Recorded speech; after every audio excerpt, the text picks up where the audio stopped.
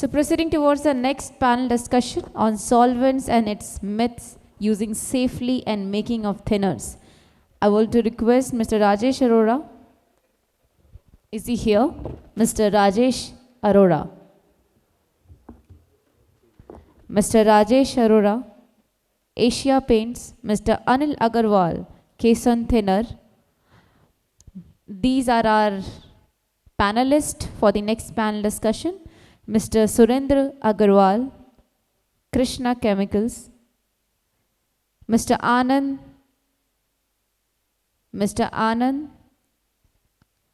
Genenos Paints, Genius Paint, Mr. Anand, Mr. Abhishek Agarwal, Power Wood Coating. For the next panel discussion, I would like to request all our panelists, please come on stage. The topic will be panel discussion on solvents and its myths using safely and making of thinners. Mr. Rajesh, Mr. Anil, Mr. Surender, Mr. Anand. And I would also like to request our moderator, Mr. Manish Malhotra. Please come on stage. Mr. Rajat Chhabra, Biotech Limited, Mr. Rajat Chhabra.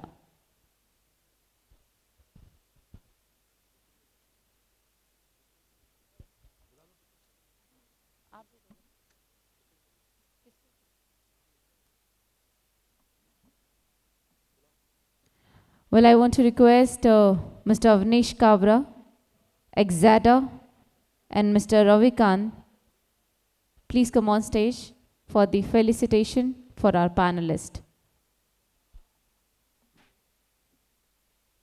Mr. Avnish Kabra, Exada, please help us to felicitate our panelist.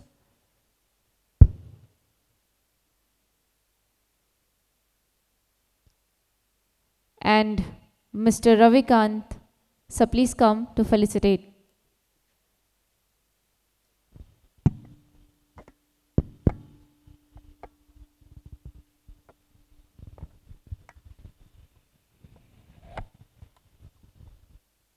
Can we welcome, ladies and gentlemen, with some round of applause?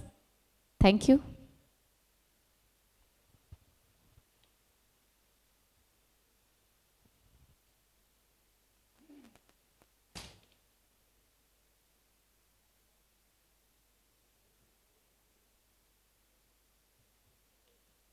Thank you very much.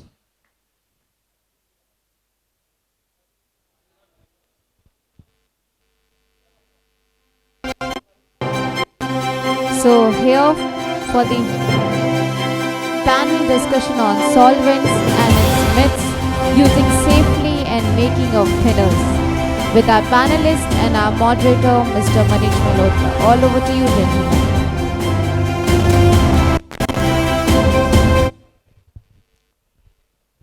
Can I have some mics, please?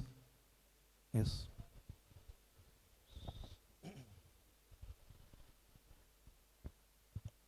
Would coating की बात हो रही है.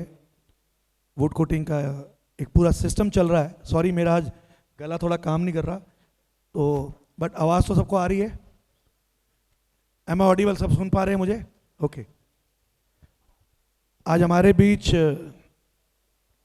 Would coating manufacturers यहाँ बैठे हैं और ये पैनल डिस्कशन हम लोगों ने जानबूझ के सोचा था कि क्या व्यू रहता है वुड कोटिंग मैन्युफैक्चरर्स का, वो हमारे सभी डेलीगेट्स को, हमारे रॉ मटेरियल सप्लायर्स को, उन सबको पता लगे. अभी इसमें हमारे साथ और भी बहुत सारे हमारे वुड कोटिंग मैन्युफैक्चरर्स जुड़े हुए हैं. कुछ लोग यहाँ हैं, बट सबको हम यहाँ पे बुलाना थोड़ा सा कठिन था, इसलिए हम लोगों ने एक कूपन सा निकाला, तो जो जिनका नाम आया हम यहाँ पे उनको लेके आए हैं. Can have some mics please? Mic दे दीजिए सबको.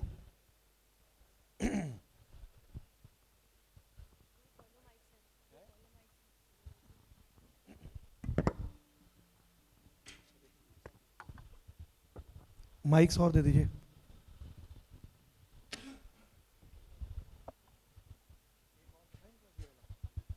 और था ना, 4 थे ना ये। जब तक माइक सेटअप होता है मैं थोड़ा सा आपको बता देता हूं कि हम लोग यहाँ पर थिनर्स के बारे में, सॉल्वेंट्स के बारे में एक चर्चा करने वाले, एक डिस्कशन करने वाले, जिससे आपको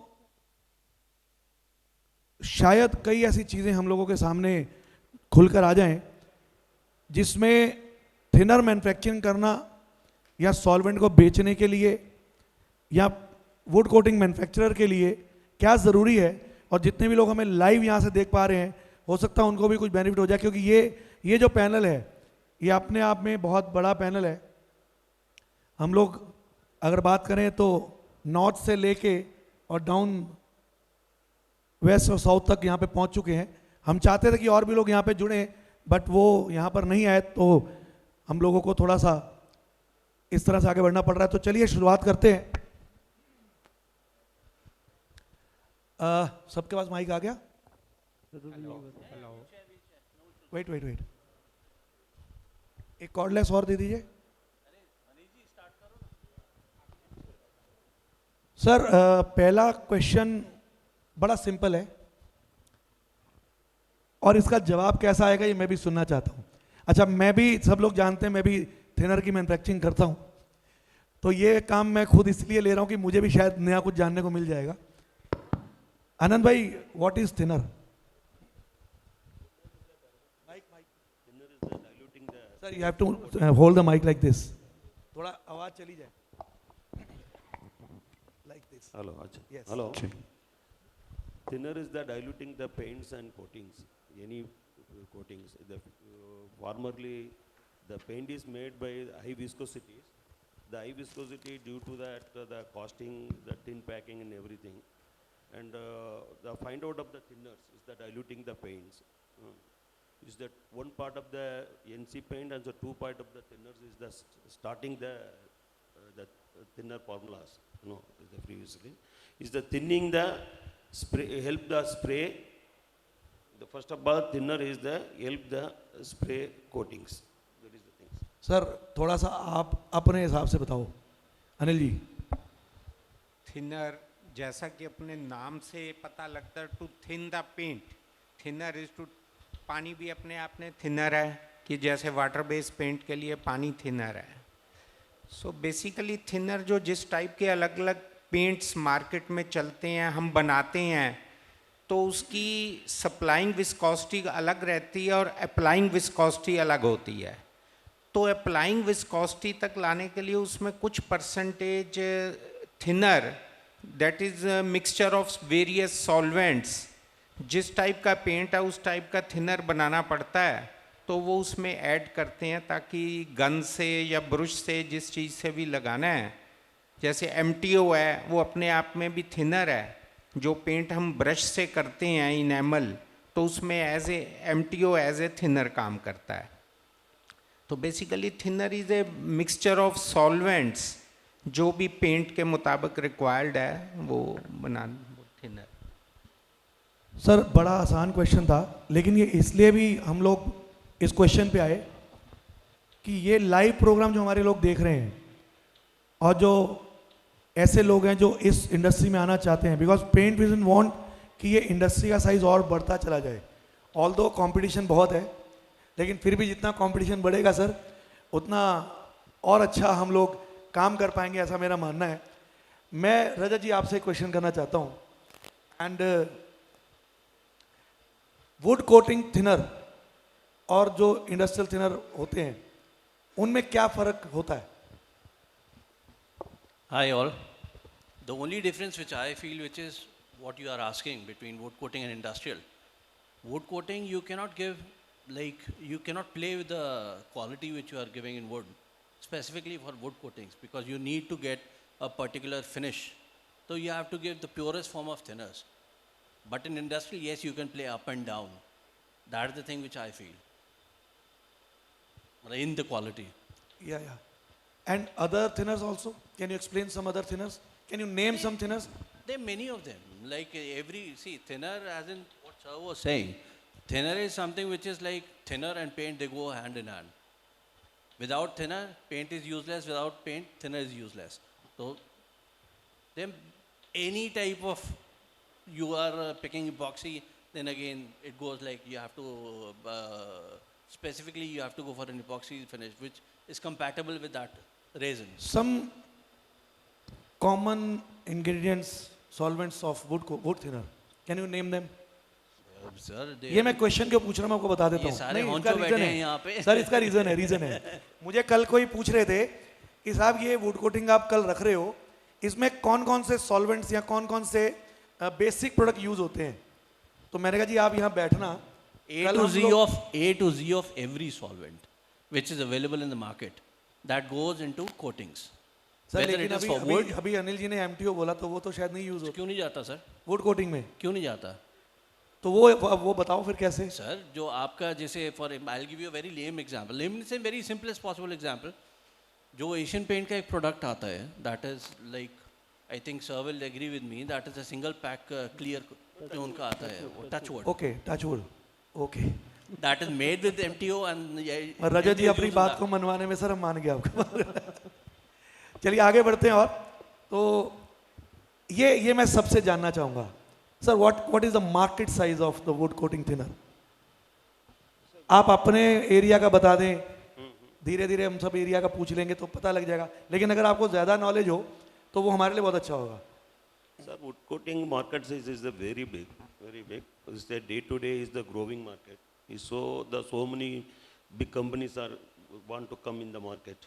So ये मार्केट तो कुछ एंडलेस मार्केट है, कैसा बढ़ते जाएगा, फर्नीचर्स मार्केट बढ़ते जाएगा, furniture each and every residence में नेसेसिटी होती है, ऐसा वुड कोटिंग्स का मार्केट भी ऐसे बढ़ते जाएगा। नहीं, कोई मार्केट साइज के बारे में आप कुछ अंदाजा बता सकते हैं? मार्केट साइज तो इसमें ऐसे पर्टिकुलरली कैलकुलेशन नहीं कर सकता है इसके अंदर, क्योंकि ये every year is the growing market, every is the growing market. कोई भी ऐसा साइज बोलेंगे ये साइज है वो साइज है, वो इतना साइज के अंदर नहीं बैठ रहा है इसके अंदर। इट्स मोर देन इज या कुछ ऐसा आप बोल सकते हैं मोर देन 1 ट्रिलियन मार्केट है।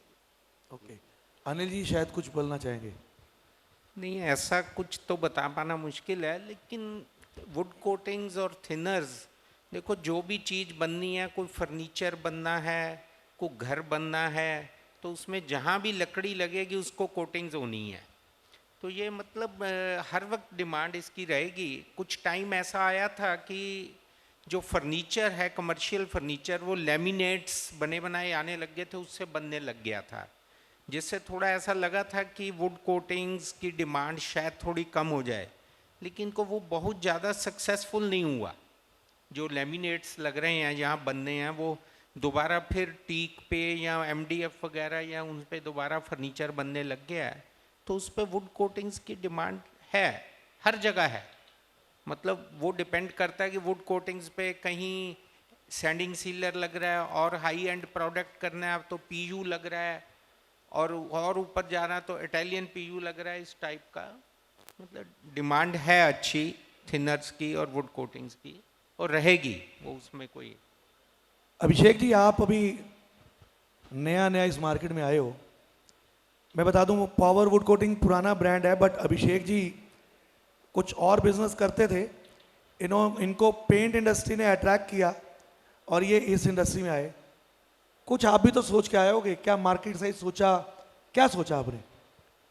मनीष जी, एक तो मैंने ये देखा कि इस मार्केट के अंदर में ऑलरेडी मैं इस 20 ईयर से इस मार्केट को देख ही रहा था, और सारे के सारे जो पेंट मैन्युफैक्चरर्स जितने भी हैं पूरे ऑल ओवर नॉर्थ के, तो मैंने कुछ मेरे से बचा नहीं है, देखा ही है सबको मैंने। तो ऑलरेडी सब अच्छा वर्क कर ही रहे हैं और डे बाय डे सबका काम बढ़ ही रहा था। ये तो कोइंसिडेंटली मैं इस बिज़नेस में आया हूँ, और पिछले लास्ट 3 ईयर्स के अंदर में हमने इस बिज़नेस को जैसे हम आगे लेके जा रहे हैं इसको, तो मार्केट का साइज़ तो इतना बड़ा है कि मतलब सारे paint manufacture all over India के जो लगे हुए हैं, तो वो डे बाय डे बिजनेस यहाँ पे बहुत बढ़ रहा है।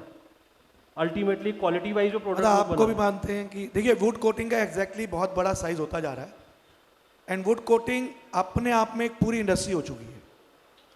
पहले हम लोग सिर्फ NC के अंदर sending sealer and table top clear use करते थे, उससे पहले कहें तो या उसके साथ साथ के तो मेलामाइन यूज़ होता था। एशियन पेंट ने कुछ प्रोडक्ट निकाले जिसको मार्केट ने अडॉप्ट किया और नए नए प्रोडक्ट आने शुरू हुए, बट इसके बाद में एक सैलाब सा आया जब से क्वालिटी, जो हम कल से बात कर रहे हैं कि फ्यूचर, तो फ्यूचर की बात करते करते ये एक बहुत बड़ा इंपॉर्टेंट पॉइंट हो जाता है कि वुड कोटिंग के अंदर फ्यूचर क्या है। अभी हालांकि हमारे आज एक बहुत इंपॉर्टेंट सेशन है, डॉक्टर गौरव चंद्र श्रीवास्तव वो लेने वाले हैं कि futuristic trend of would coating, वो बाकी बातें वो बताएंगे, बट मैं आपको एक कुछ वहाँ लेके जाना चाहता हूँ कि जब हम लोग कुछ साल पहले तक सिर्फ एनसी रेंज में सीमित थे, आज हम पीयू के अंदर बात करते हैं, आज पॉलिएस्टर पीयू में बात करते हैं, आज हम इटालियन कोटिंग की बात करते हैं, आज हम बहुत सारी ऐसे नए कोटिंग, नए फिनिशेस की बात करते हैं जो वुड कोटिंग का साइज बहुत बढ़ा देते हैं। और आज मतलब बहुत सारे हमारे मैन्युफैक्चरर्स हैं जो इंटरनेशनल कोटिंग्स को इंडिया में बैठ के टक्कर दे रहे हैं, और ये बहुत इंपॉर्टेंट है। और अभी एक चीज, क्योंकि ये बहुत इंपॉर्टेंट है, हम लोग जब सॉल्वेंट्स की बात करते हैं और जब हम ये बात करते हैं कि प्रिकॉशंस क्या ली जाए, starting from Rajat ji, thinner बना रहे हैं, थिनर बनाने के लिए मेन प्रिकॉशंस, क्योंकि अभी क्या है कि हमने जनरल बात की है, ये पॉइंट मैं समझता हूं कि बहुत ज़रूरी है कि प्रिकॉशंस हमें अपनी इंडस्ट्री, अपने यूनिट में, अपनी फैक्ट्री में क्या क्या लेनी चाहिए। रजत जी। Very simple. The only thing which everyone understands and they know as well, wherever you are doing thinner, the very first thing which you should look for is it should be a clean area, well aired area. What I Should believe. be, sir mic थोड़ा सा पास करें। Well aired, हवादार and clean. Clean to get the quality, well aired to be cautious. बाकी जो आपके static वगैरह जो भी आप जो चीज़ यूज़ करते हैं वो तो होता ही है, उसके अलावा आपको कुछ नहीं चाहिए। मतलब हैंडलिंग इसकी आपके हिसाब से आसान है? सॉरी, हैंडलिंग आसान है आपके हिसाब से? सर हैंडलिंग हर चीज़ की आसान है, including isocyanate hardeners, if you can do. अगर आप कर सकते हैं ढंग से, देखिए हर काम, सर अभी हम पहले थिनर की बात कर रहे थे, पानी भी एक थिनर है जो हम वाटर बेस के अंदर यूज़ करते हैं, ठीक है, उसका भी हैंडलिंग ईजी नहीं है until unless you are handling it very nicely। चलो जी, रजत जी के हिसाब से तो बहुत आसान काम है, और वैसे भी है। नहीं, आसान नहीं है सर, डराना नहीं चाह रहे, आसान नहीं है, आसान हम बना सकते हैं। ओके। अनिल जी। थिनर सबसे पहले बहुत ज़रूरी चीज़ ये है कि जब भी आपका कोई मटेरियल अनलोड हो रहा है जो टैंकर में, तो टैंकर की अर्थिंग वो प्रॉपर बहुत ज़रूरी है, इस बात का ध्यान रखा जाए अगर टैंकर लोड वाले ले रहे हैं जो भी है। और कुछ चीज़ें ऐसी हैं जो प्लास्टिक के ड्रम में बिल्कुल नहीं होनी चाहिए, लाइक ज़ाइलिन, टॉलिन, बेंजीन, हेक्सेन, ये चीज़ें प्लास्टिक के ड्रम में बिल्कुल यूज़ नहीं होनी चाहिए। इवन पेंट मैन्युफैक्चरर्स को ये बातों का ध्यान रखना चाहिए कि अपने अंदर, अगर हम कई बार क्या होता है 20 लीटर के ड्रम में या बड़े ड्रम में से 20 लीटर में डालते हैं, वो प्लास्टिक कंटेनर में बिल्कुल यूज़ नहीं, निकालनी नहीं, क्योंकि वो स्टैटिक करंट से फायर होने का डर रहता है। ये बहुत प्रिकॉशन लेने वाली बात है इन चीज़ों में, खास करके ये 4-5 जो चीज़ें हैं जिनका फ्लैश पॉइंट लो रहता है, वो बातों का एक ज़रूरी है। बाकी एवेपोरेशन तो उसको रोक नहीं सकते, लेकिन कुछ ऐसा नोटिस में आता है, कुछ थिनर मैन्युफैक्चरर ओपन कंटेनर में मिक्स करके फिर बॉटलिंग करते हैं या भरते हैं, तो उसमें आपकी एवेपोरेशन कितनी हो जाएगी कोई कैलकुलेशन नहीं हो सकती। सो ये छोटी छोटी चीज़ें हैं जो बनाते हैं, वो ध्यान रख लेंगे तो हम प्रिकॉशन ले सकते हैं, सेविंग भी कर सकते हैं। लेकिन मेन प्रिकॉशन जो है प्लास्टिक कंटेनर का, वो ज़रूरी है लेना, पर्टिकुलर ये कुछ सॉल्वेंट्स में ये ध्यान रखना चाहिए। नहीं, बिल्कुल ठीक बात है सर। और ऐसे कौन कौन से सॉल्वेंट्स हैं, जैसे आपने ज़ाइलिन की बात की, टॉलविन की बात की, आपने बेंजीन की बात की, और भी ऐसे कोई सॉल्वेंट्स हैं आनंद सर? हाइड्रोकार्बन सॉल्वेंट मोस्टली है ऐसा, मोस्टली आज दीज 3 सॉल्वेंट्स। और मिस्टर अग्रवाल ये बढ़िया बताए हैं, लेकिन इसमें बैरल में भी बहुत लोग क्या करते हैं, बैरल में हैंड में हैंडलिंग करते हैं, वो हैंड में हैंडलिंग नहीं करना चाहिए, उसको प्रॉपर हैंडलिंग मशीन ट्रॉली वगैरह होना चाहिए, वो होने से भी होगा। वेल वेंटिलेशन होना चाहिए, एग्जॉस्ट फैन होना चाहिए, एंड कभी भी वो बल्क टैंकर डिकैंडिंग करते हैं तभी कम से कम 17-18 फीट्स की डिस्टेंस होना चाहिए, कवर करना चाहिए। एर्थिंग मस्ट है, एर्थिंग बिना तो कुछ भी काम नहीं कर सकते हैं। The height of the production का एरिया थोड़ा हाइट में रहना चाहिए, 16-18 फीट तक हाइट रहेगा तो बहुत बढ़िया रहेगा, वेल वेंटिलेशन के साथ चारों बाजू से। तो अदरवाइज इस ओके, कुछ भी ऐसा ये नहीं है। अभिषेक जी, आपने नया यूनिट बनाया, क्या क्या प्रिकॉशन लिया? मनीष जी, जो मैंने अभी देखा है अपना, जब से मैंने काम स्टार्ट किया है, थिनर्स हो या पेंट्स हो, उसके अंदर में जो हमारा प्रोडक्शन एरिया है बेसिकली वो हमारा नीट एंड क्लीन होना चाहिए। जहाँ पर हमारा मशीनरी पार्ट है उस वाले एरिया के अंदर में मतलब मिनिमम हमारा जितना वो यूज़ होना है सिर्फ उतना ही मेटल होना चाहिए, बाकी हमारा स्टॉक में आना चाहिए। अभी जो मैंने देखा है नहीं, अभी आपने जैसे नया यूनिट लगाया, आपने क्या क्या प्रिकॉशंस लिए? वहाँ पर फायर का पूरा हम लोगों ने पूरा सिस्टम्स बनाया आपने है। फायर एक्सटिंग्विशर वगैरह सारा पूरा किए। कुछ लगाया ये है। बहुत इंपॉर्टेंट है। आप जब भी थिनर बनाने जा रहे हैं, आप ये ध्यान रखें कि आपके पास प्रॉपर फायर एक्सटिंग्विशर्स होने चाहिए, आपके पास प्रॉपर वो सारा सिस्टम होना चाहिए कि कुछ भी मिसहैपनिंग हो तो आप इमीडिएटली उसको रोक सको। Second point, static. मशीनों के ऊपर में हमने स्टैटिक चार्ज की वो मशीन्स लगाई हैं जो आपके टैंक्स वगैरह में होते हैं, वो सब स्टैटिक रिमूव करता है। प्लस के अंदर में हमने जो बॉडी में हमारा स्टैटिक चार्ज बनता है उसके लिए भी हमने मशीन्स लगाई हैं। जब वो पर्सन एंट्री करता है तो वो उसके स्टैटिक चार्ज उसका रिलीज करके ही वो अंदर प्लांट में जाता है। सर, ये बहुत इंपॉर्टेंट बात है। स्टैटिक चार्ज आप सब लोग जानते हैं, लेकिन कई बार क्या होता है कि ज़्यादा जानकारी के साथ भी होना ना थोड़ा सा तकलीफ दे जाता है। तो हम थोड़ा सा रिकैप भी करें अपने आप को। हम थिनर बनाते वक्त ये ज़रूर ध्यान रखें कि प्रॉपर अर्थिंग हमारे जो कंटेनर बैरल्स हैं वहाँ तक जा रही हो। उस प्रॉपर अर्थिंग के साथ ही हम लोग इस थिनर की रीपैकिंग करें ताकि कोई भी मिसहैपनिंग का चांसेस हमारे इसमें ना रहे। और अब बात करते हैं सर, एक थिनर की मैं बात करूंगा जो आजकल बहुत ट्रेंड में है, पहले नहीं चलता था, जैसा बेस्ट ऑफ माई नॉलेज। आजकल यूनिवर्सल थिनर की बहुत डिमांड आ रही है कि साहब एक ही थिनर दे दो, वो सब में चल जाए, इनामल में भी चल जाए, मेलामाइन में भी चल जाए, पीयू में भी चल जाए। हालांकि ये हमें पता है कि है तो बड़ा आसान, लेकिन एक्सपेंसिव बहुत पड़ जाता है। अब उस एक्सपेंसिव होने की वजह से मार्केट का जो एक ट्रेंड है, एक कंपटीशन है, उसमें बड़ी तकलीफ आ जाती है। अनिल जी, थोड़ा बताएं सर कि इसको कैसे हैंडल करते हैं, मतलब क्या नहीं, यूनिवर्सल उसमें कोई ऐसा बहुत इशू नहीं है, क्योंकि आज की डेट में जितने सॉल्वेंट्स हैं ऑलमोस्ट जो एनसी में डालते हैं या पीयू में डालते हैं या टॉलिन जाइलिन ऑलमोस्ट बराबर रेट की हैं। थोड़ी सी डिपेंड करता है कि आपने परसेंटेज अपना कम्बिनेशन कैसे बनाना है कि जो इन मेलामाइन में भी पड़ जाए, इवन पीयू में पड़ जाए, एनसी में पड़ जाए, वो मैनेज हो जाता है। कोई ऐसी इशू नहीं है, कोई बहुत ज़्यादा अब गैप नहीं रहा। जो भी आप लाइक करें, इथाइल है, टॉलिन, जाइलिन, ये जितने भी सॉल्वेंट्स हैं ऑलमोस्ट सब बराबर रेट के हैं। तो उसका कम्बिनेशन कैसे सेट करना है कि सब में डल जाए, हो जाएगा इजीली। कोई ऐसी दिक्कत नहीं कि आपको कोई बहुत गैप रहेगा एनसी से यूनिवर्सल का। दुकानदार को ये रहता है ना, इजी रहता है सेल करने में। प्लस जो कंज्यूमर है अपना, वो एक कह सकते हैं कि इनोसेंट कह लो, अनपढ़ कह लो, उसको नहीं समझ आती कि भी कौन सा डालना है। सो दुकानदार को भी इजी रहता है, कंज्यूमर को भी, जो एक बॉटल ली जो करके वो सब में डाल लिया। बाकी एक चीज़ ज़रूर मैं कहना चाहूँगा थिनर मैन्युफैक्चरर से, सबसे जितना हो सके पेट मटेरियल को हम डे बाई डे अवॉइड करें, जो कि बढ़ रहा है डे बाई डे। एक तो टोटल पोल्यूशन है पेट मटेरियल, क्योंकि ये कहीं रिसाइकल नहीं होता जो अपना पेट की बॉटल्स हैं, लेकिन ट्रेंड इसका बढ़ रहा है। हम सभी लोग ये अगर कोशिश करें, HDP जो है फिर भी रिसाइकल हो जाता है, पेट कहीं रिसाइकल नहीं होता। सो इस बातों का अगर हम कोशिश करें सब लोग मिलके, ताकि पेट का कचरा जो है कम हो थोड़ा। नहीं, बहुत अच्छी बात बोली आपने सर। और मेरा एक लास्ट क्वेश्चन है, बड़ा इंपॉर्टेंट लगता है मुझे इस क्वेश्चन को पूछना, क्योंकि हम MSME है, we are actually small scale businessman, small scale industries.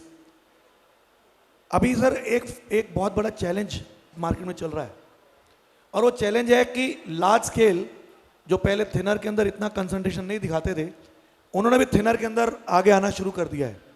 आप इसको कैसे लेते हो सर? अनिल भाई जी, ये thinner industry is the mostly है ना सर्विस ओरिएंटेड इंडस्ट्रीज है. सो डीलर्स नेटवर्क में देना, किसको भी देना है तो सर्विस बहुत इंपॉर्टेंट माना जाता है. और कोई भी बिग कंपनी है वो खुद नहीं बनाते हैं, वो किसे टोल मैन्युफैक्चरिंग करवा के लेते हैं. क्वालिटी वाइज तो वो लोग कितना कंट्रोल कर पाएंगे उसके ये नहीं है. हम क्वालिटी वाइज क्या सर? कितना कंट्रोल कर पाएंगे उसके कुछ आइडिया नहीं है. कौन? ये लोग बाहर से बना के लेते हैं. अच्छा. ऐसा सॉल्वेंट में कंट्रोल करेंगे, क्या करेंगे. सर आप बहुत बड़ी बात कह रहे हो.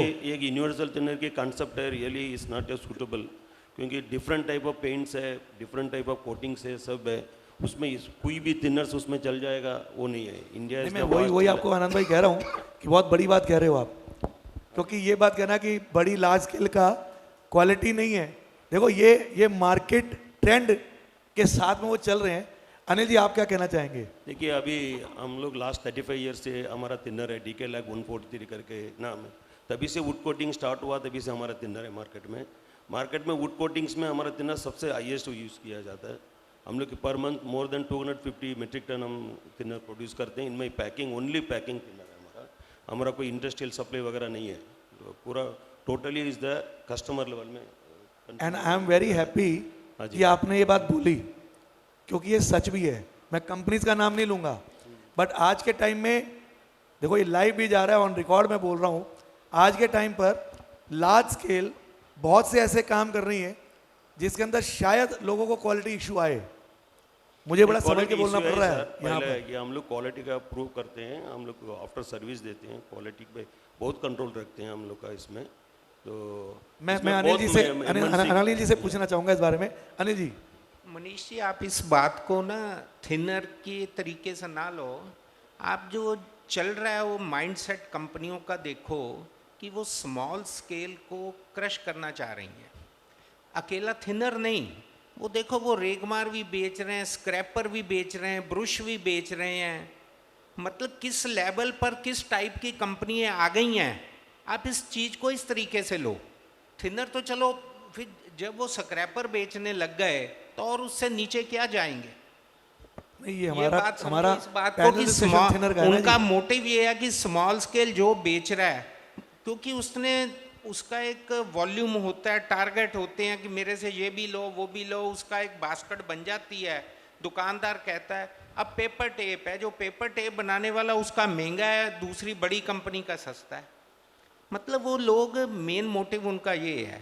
बाकी जहाँ तक सवाल है इन्होंने कही MTO की क्वालिटी की, ये ज़रूरी नहीं है कि कोई बड़ी कंपनी है उसकी क्वालिटी बढ़िया ही होगी, कि वो डिस्टिल्ड नहीं भरेगा या दूसरा सेकंड ग्रेड नहीं भरेगा. ऐसा कुछ नहीं है, सब हो रहा है, सब चल रहा है वो क्वालिटी उनकी.